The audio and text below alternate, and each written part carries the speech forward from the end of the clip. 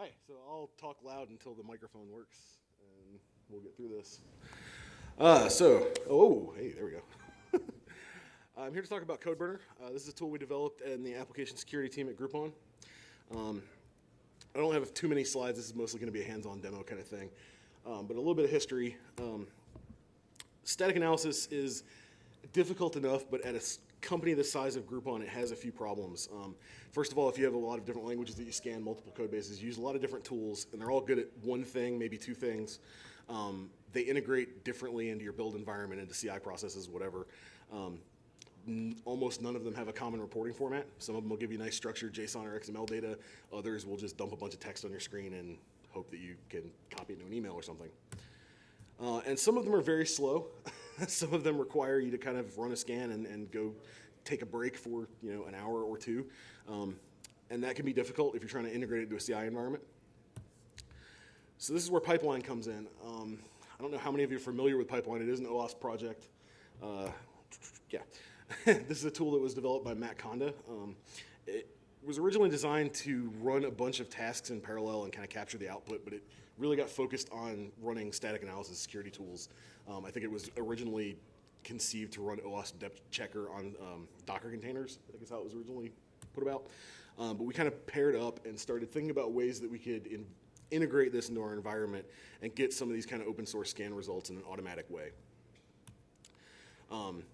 Pipeline is basically just a Ruby gem and a command line tool. It's very small and lightweight. It has a lot of dependencies because of all the different scanning tools it supports, but in itself is relatively easy to integrate into stuff. Which brings us to Codeburner. Codeburner is basically a GUI and API layer on top of Pipeline that allows you to interact with it in a more kind of structured and enterprisey way. This is kind of in the README, and I tag it all the time, but it answers the question, you run all these tools and you get all these static analysis as results, what do you actually do with them all? Because if you're just sitting on a bunch of JSON or you're sitting on Breakman results from the last 3 years, it doesn't really mean a whole lot by itself. So we do highly scalable asynchronous scanning with multiple open source and commercial tools. Commercial tool right now is Checkmarks, if anybody's curious, which is kind of, I didn't actually realize they were sponsoring this until we got here tonight. That's kind of a neat little thing. We also do advanced false positive filtering, and I'll kind of do a demonstration of that. But one of the problems that really comes up in static analysis is that false positives are bad. I mean, even a tool like Breakman that's pretty good runs something like 85% false positives on a good Rails app. And we integrate with JIRA and GitHub for publishing issues. And actually, the GitHub integration goes a little further than that, and I'll kind of show that off during the demo. Okay. There we go. No, I want this. So we are going to fire up Codeburner, and this is actually code that I just checked in, 3 hours ago. So bear with me if we have any speed bumps. But this should fire everything up for us. Yeah, there we go. Okay. So I'm going to kind of go through how you would set this up if you were just going to integrate this into your own environment. There is a Docker Compose image available. It's not actually available on this OAuth branch. It's broken. But if you check out master, there is a doc. You can just do Docker Compose build and Docker Compose up, and it'll stand up the MySQL server, the Redis server, the sidekiq worker, and the actual web server. So it's not horrible to set up now because if you ever set up all these scanning tools individually, particularly when you get into the JavaScript and Java realm, the dependency lists are really long for those. PMD, for example, is really actually quite difficult to install. Assuming that you have the Docker image up, this is what you would see. You'd go into settings and configure GitHub access. Now, I actually created a GitHub account specifically for this purpose. This is my 10.OWASP account. Right now, you need both a personal access token, which we're going to generate right now, with repo access and gist access. I'll call that for Codeburner. Now, right now, you have to generate a personal access token. I would say probably in about 2 weeks, you'll just be able to use the OAuth tokens that you generate. The reason for this is because right now the scanning actually uses this personal access token because individual scans of code aren't assigned to a specific user yet. They're just kind of generic things that exist.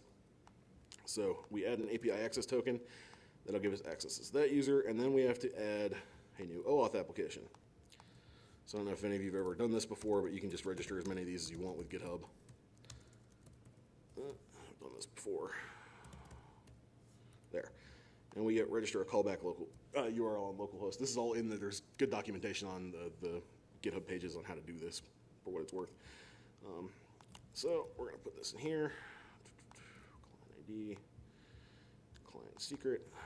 So now we have a valid connection to GitHub. So let's look at the API real quick, and I'll show you. This is kind of an interesting diversion that Matt actually encouraged me to take, because we did a nifty auth thing here that I think is probably worth talking about. So right now, if we go to the localhost API settings, we want to see all the settings. That just gives us nice JSON. That's the settings that are basically the defaults in the database. So now we've had an admin user. And this will actually search through all the GitHub users and find one for you. That's my actual GitHub account. We're going to use the fake one. Now that we've assigned, oh, see, it caught me. So you see there, it told me that I have to actually sign into GitHub. So once we've actually created all these OAuth tokens, at this point we can sign into GitHub and authorize the application just like you would with any other OAuth app. And now you can see we're signed in as that user. Now if we go here, we can add an administrator, and we do this just so that we verify identity before you go add an admin. The idea here is that you can view the settings page as long as there are no administrators defined, but once you define an administrator, only those people have access to it. And the reason is that we're storing, GitHub tokens and JIRA usernames and passwords and things that you don't generally want people to have access to. So now that this is locked down, we can go back to this and try this same call. Whoop. Now we have to have the administrator role. Now this isn't working here because of the way the authentication works. So the way this works is when you do OAuth with GitHub, you connect to a URL, type in your username and password, and then they do a callback to the callback URL that you specify with a code. You can use that code and exchange it for an API token, and what Codeburner does is it actually stores that API token on the back end and associates it with a Codeburner user that's identified by your GitHub UID, if anybody's curious. The API then sends you, the client, it basically redirects you to the front page with an authz query string. And when you get that authz query string, it drops something in local storage. So this is a JSON web token. This is basically my GitHub UID encoded with the Rails secret key for the Codeburner app and a time limit. So this is only good for 6 hours. It's only good for this application because it's in local storage. And basically this will allow me to identify myself to Codeburner and use that GitHub API token without ever actually sending it into the JavaScript app. So the JavaScript app itself here never actually receives your GitHub token. It never touches it, so it's not vulnerable to be stolen or anything like that, which is a good thing. The only thing you could actually do is if you were to steal this JSON web token for 6 hours, you could make Codeburner API calls, which really just limits you to like searching on GitHub and creating issues. It wouldn't allow you to steal somebody's GitHub identity or anything like that. So you can actually see here, I think, yeah. So if we go to this settings page as an authenticated user and look at, let's see, there. Look at this request, drag this over. Basically what happens is the JavaScript client, if it detects that authz key in local storage, it just adds that JSON web token as an authorization header to every request that it makes to the API. So that's how we authenticate requests. The admin users are kind of identified differently, but anyways, that's the basics of the authentication. So once you have that set up, you have access to all these settings. You can set the from address from the notification emails. You can configure pipeline. So if you want to run different tasks for different languages, you can configure that. We're actually working on a little tweak in pipeline where you can do like a .pipeline.yaml in your repository. So if, instead of this global configuration, if you only wanted to run like, I don't know, retire.js on your project and nothing else, you could do that without actually having to change Codeburner settings. And then JIRA, I'm not going to demonstrate JIRA because I only have access to the Groupon internal instance for testing, which I can't get to from here. So anyways, now that we've got all this set up, we have users, we can submit a burn. So this is kind of the meat of what the application does. And we're going to do a burn on Codeburner. And this actually does a live search against GitHub, repositories. And you can see, for example, this Codeburner OWASP is this presentation, the slides anyways. So we're just going to run this. Now you can add a specific commit here if you want. If you don't, it'll just default to master head, whatever the head commit is on master. If you specify an email address for notify, it'll send you a nice little email at the end with a kind of summary of the findings. We're going to submit that here, and you see that that goes and kind of runs. We're actually going to watch this here while I talk about pipeline. So this kind of upper right window is the pipeline one, if anybody's curious. What's that? How does that revision work? Is it a hash? You throw the hash in there, or how if you didn't want to go with the head of master, you want to go? Yeah, so it can be anything that can be deterministically identified in the GitHub API. So it can be a commit tag or a SHA or a partial SHA as long as it's identified. Right. Yeah. So you can also do a release tag there, which is pretty common at Groupon actually. So pipeline, like I said, it's basically designed to run a series of tools, and it has a concept of stages. So one of the things you'll see that's happening right now, because it detected that there was JavaScript and CoffeeScript in this application, it knows it's going to run retire.js and node security and those kind of tools. So actually, before it even gets to any of that, it runs npm to install the JavaScript dependencies without building native extensions. So it doesn't take too long, but you get a lot better results out of retire.js specifically if you have all the dependency packages pulled down. So it does a lot of those things for you. For example, if you have Codeburner is a good example. It is a Rails app. If you look at the kind of root of the application structure, it just looks like a Rails app. But if you dig down into the client directory, there is actually an entire, relatively complex Bower-based, JavaScript client there that you wouldn't necessarily scan or think to scan. Because GitHub tells us this has got JavaScript in it, all the individual tools will actually recurse into there and look for package.json or bower.json, gemfile.lock in the case of Breakman and Bundler Audit. And it'll try to find all of the different places where it would run those tools. It'll run them recursively, I guess, and then pack all the results for that entire directory structure. So that's done. It took about 2 minutes. And you can look over here now. We've got this nice little bug icon. Yeah. And if you click here, it'll take you to the repository, what that's worth. So this will show us the findings that we found. This is kind of the main interface for interacting, and this has been undergoing a little bit of reworking because we didn't, until very recently, have a concept of users at all. It was kind of what I was alluding to with the GitHub access tokens. So a lot of this is very soon going to be a more user-specific view, so it'll show you the findings just for repositories that you're in scope for in GitHub. That's kind of the work that's been going on the last couple of weeks, actually. For right now, this will show everything. Actually, right now, it's only showing it for Groupon Codeburner, but you could, for example, if you at Groupon, we have something like 500 microservices that we scan and try to keep on top of. So you can filter these results. You can wildcard it. So these are all going to wildcard to the same thing because there's only one service there. But you can actually make this a little easier to sort. So inside of here, this will show you all the results. You can sort by severity, description, whatever. And these are all the results from all of the different scanning tools. So for example, this insecure gem source, from looking at that, that's Bundler Audit.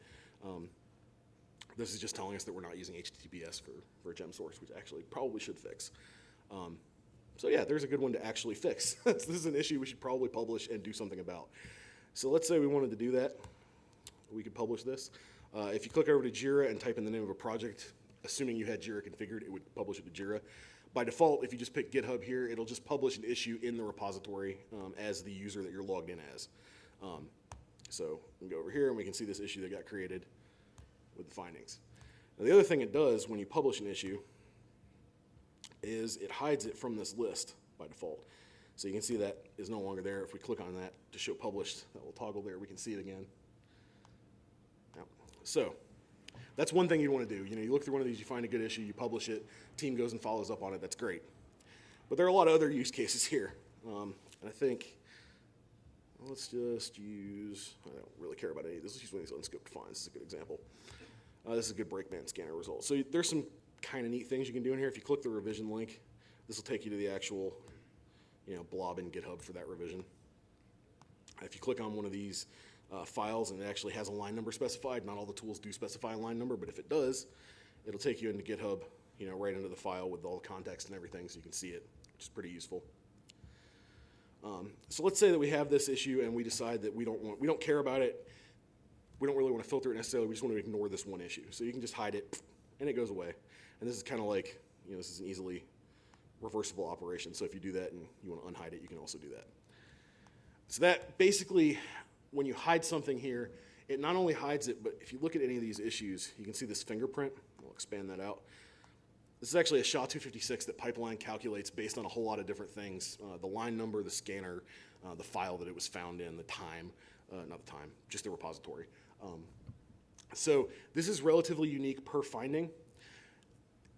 Pipeline, and actually to an extent the Codeburner database, actually use this to exclude things that to exclude duplicates, I should say. So if you hide an issue here, and it goes, away from your list, it's essentially ignored, and it will be ignored in the future. It'll never be re-reported as long as it matches that exact fingerprint. Where that's kind of interesting is that, so here's a great example. This is on line 53 of this file. And we go in here and look, and I actually know this is not a real vulnerability. But if you look on line 53, let's say we went in and did some refactoring, we modified this code, and this ended up on line 60. Well, because of how the fingerprints are generated, that would be a new finding. It would count as a completely new thing, and it would show up as a finding on line 60. We might not necessarily want to do that, and that's where the filtering false positives interface comes in. So we could filter findings like this, and that gives us this nice handy interface. I'm used to this being a little taller. So by default, the filtering interface basically takes any of these combination of fields, and it will filter out any existing findings that match them, and it will also filter any future findings that come in that match them. So as an example, like in the default behavior here, everything is selected except line number, right? So something that matches all this exact finding except line number, which means it's found anywhere in this file, will get filtered out. And I think this will actually probably catch 2 of them, if I'm not mistaken. I only caught 1. So if you click on the filters interface, you can actually see more details about that. But let's say, for example, we decided that all of these Brakeman SQL injection warnings were junk. We probably wouldn't do that because Brakeman's pretty good.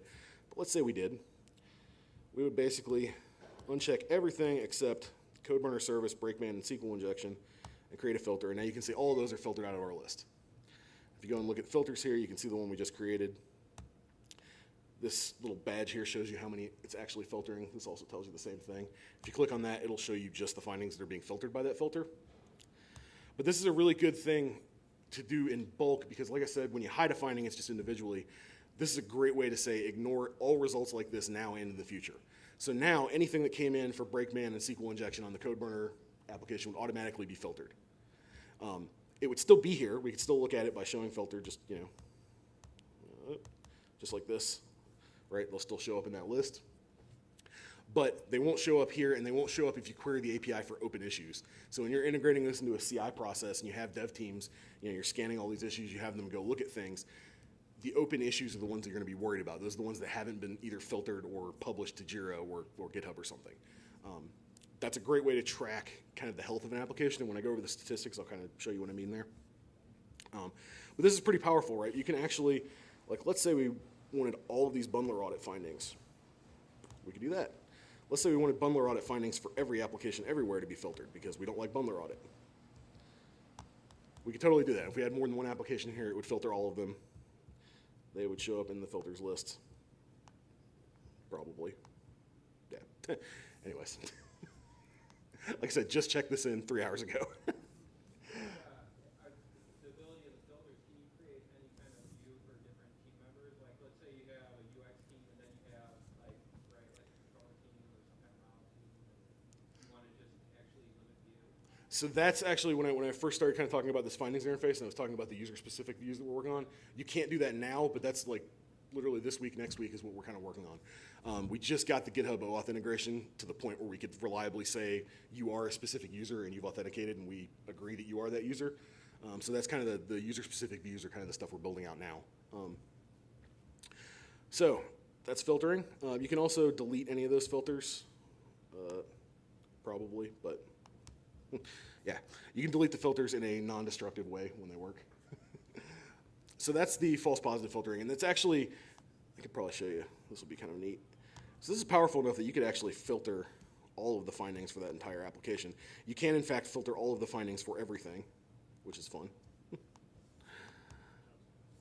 Yeah, and then there's none. So this will be actually kind of interesting because this will show us some good statistics. So the last thing I have to show off is the statistics page. And this is useful for an application security team. We actually have these up on our, we've got one of the big plasmas up at the AppSec team in Groupon, and this is actually something that we have up. There's only one application, so there's not a lot in here. But this is basically what you would see. And you can pick date, a date range. There's only 1 day of stuff here. It automatically picks a kind of resolution, which is the time step between these history steps. So if you wanted to see, let's drag that all the way down to a minute. Now you can actually kind of see when I was messing around with all the filtering and stuff, right? You can see when the actual lines change when you renormalize this. So the cool thing here is this generates a pretty good trend line. So if you have, this red line is the one you want to watch, and that's kind of why I filtered all those results. So in the AppSec team at Groupon, we always want the red line to be going down because that's the number of open findings. If it goes up, that means we've done something wrong or we've not been paying attention. We haven't been publishing issues or triaging them. They've just been sitting there and there are more of them. So this is a really good way to tell historically what's been going on. And you can just do it for one service. There's only one service here, so it's not useful, but you can do more than one service. And I think the last thing that we should probably talk about with this audience, before we open up for questions, is we have everything I've done here. This is basically a JavaScript client talking to a Rails API. So we can actually we can get a list of burns. We can get a list of burns for, this actually is not going to work.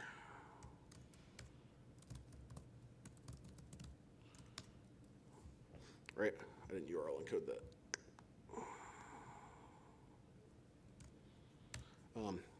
So let's do ID.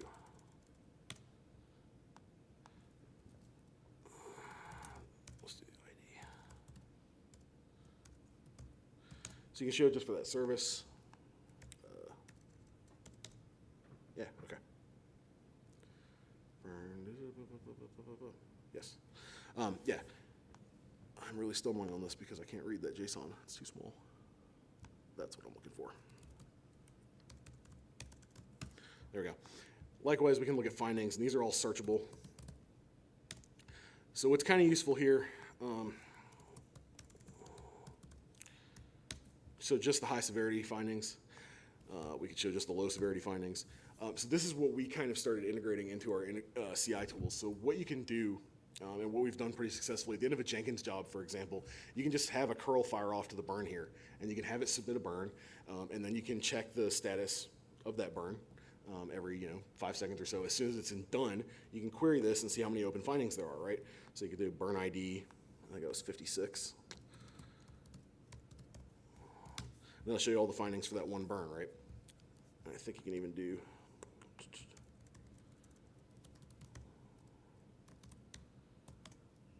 it's created. Yeah, there. You can do it by status. So you could say, this is just the open findings, and you could have a very distinct list of this, and you could do it in whatever graphing software, put it in a D3 a lot and visualize some of this stuff. So it makes it so you can generate email reports and all that kind of good stuff. That's basically all I have to show in terms of the API and the actual user interface. So I think this would probably be a good chance to ask questions about those two things. Anybody? Comments? How's the REST calls, are they documented at all? Yes, actually. There's a whole API reference on the GitHub page. Yeah, it is all pretty well documented. All the calls and responses, samples, whatever. This documentation is actually fairly good. If you're working with the master branch, this is all pretty solid. Most of what I showed in terms of the GitHub integration comes from the OAuth branch, which if you check it out, it will work. But as you saw, there were a couple of little hiccups. Yeah. With the OWASP stuff, will it work with Bitbucket or any of the Atlassian? Codeburner itself will not, but the OWASP pipeline will. Okay. So Codeburner, because we use, this is a Groupon application, we use GitHub Enterprise at Groupon. So it was developed almost entirely with the idea that we're going to be pulling things out of GitHub. Okay. So that would be something that would have to be added. Yeah. I don't see why we couldn't actually add, I think Bitbucket particularly might work pretty well, just because of how they do authentication. So. Yeah, here's supporting the OAuth. Cool. Any Any other questions, comments? Give you guys back like half an hour of your night. Cool. Well, thank you for your time. Please, fork the repo, contribute, do whatever you want. We welcome, contributions. So, all right, thanks.